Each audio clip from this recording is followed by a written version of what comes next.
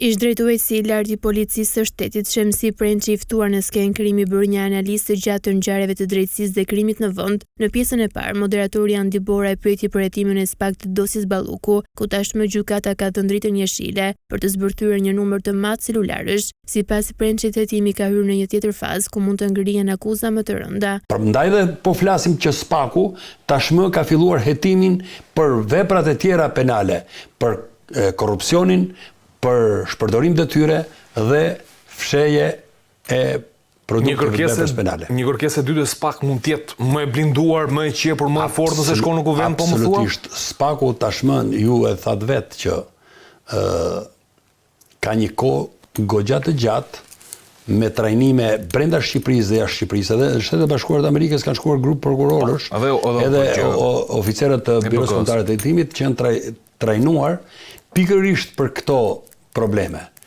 Ne nuk mund të themi që një prokuror dhe një gjykatës ose një prokuror dhe një oficer i policisë gjyqësore nuk gabon.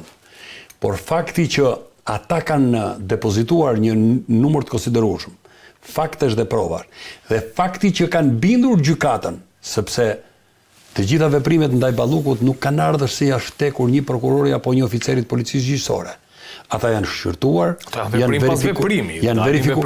verifikuar dhe janë vlerësuar në gjykatë, dhe fakti që janë vlerësuar në gjykatë të tilla, domethënë unë e konsideroj të pakontestueshme, por politika bën të vetën i konteston. Çështja e dytë ishte pikërisht për kryebashkiakun e Tiranës Erion Veliaj, që sipas Prençit po përpiqet të luhet me afate kohore nga ana e tij dhe ndoshta edhe për mendimin e gjykatës së lartë që mund të jap një dorë në lirimin nga paraburgimi. Pra, nëse Sokol Sadushi është i shqetësuar për shallin e Pionierit,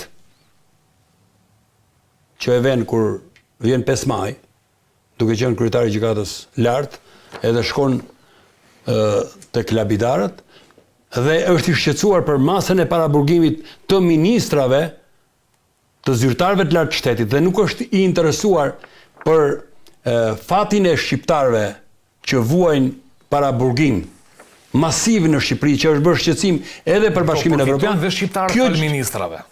Si? Do përfitojnë dhe shqiptarët po fal ministrave. Po pse s'ka përfituar deri tani? U desh një sebeb. Shiko. U gjet sebebi, Prençi. Gjykata e lartë e Republikës së Shqipërisë nuk është gjykata e lartë e qeverisë. Në rast se ti shqetësohesh për qeverinë, pas 13 vitesh në pushtet, ti nuk ke marrë vendim të unifikuar për hallin e shqiptarëve. Për sa i përket përzgjedhjes së drejtuesit të ri të policisë së shtetit, ish zyrtari i lartë i kësaj strukture Prençi tha se ka pasur direktiva nga SBA dhe Britania, e teksa në anën tjetër mësot se Gjermania ka ndërprerë marrëdhënie me policinë tonë. Sepse menjëherë në Ministrinë e Brendshme u shfaqën 2 përfaqësues të ambasadave më të rëndësishme në Shqipëri. Se kisha pyetje, ishte Nancy Van Horn edhe kam përshtypjen ministri i ambasadës britanike. Shkuan Ministrinë e Brendshme. Çfarë do të thotë kjo? Ç'tish natë që ata? Janë të shqetësuar, jo për atë që do të bëhet krejoj policisë, për atë që s'duhet të bëhet.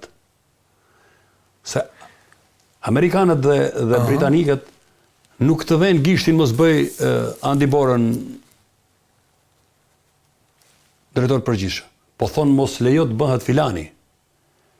Sepse jo më larg se para 5 ditësh kishe një informacion që nga brenda leadershipit të policisë shtetit shqiptar ishte njoftuar se ka konfirmuar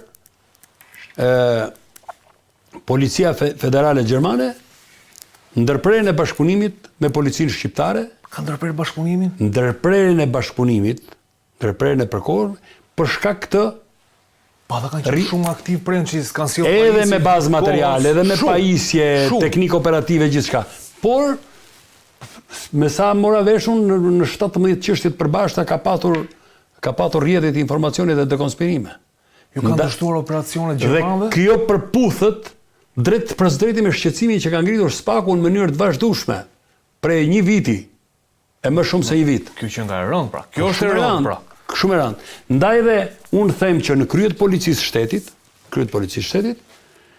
duhet të shkoj ai person që e ka marrëveshje me vetveten për të mos nxjerrë informacione të policisë shtetit.